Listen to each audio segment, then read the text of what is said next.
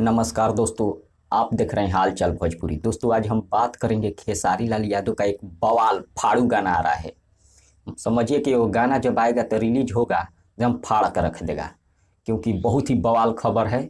और इसका release date भी बताएंगे, वीडियो को लास्ट तक देखिएगा।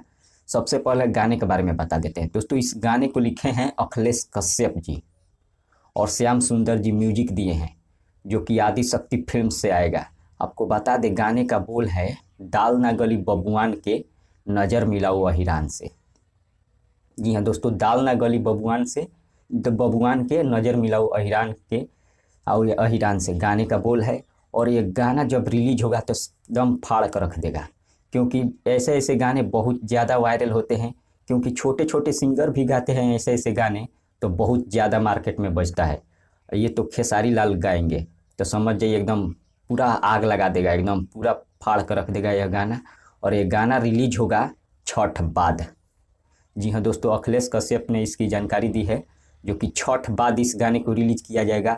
और ये गाना रिलीज होते ही समझिए कि यूट्यूब पर आग लगा देगा, और एकदम बड़े लेवल का गाना होने वाला है।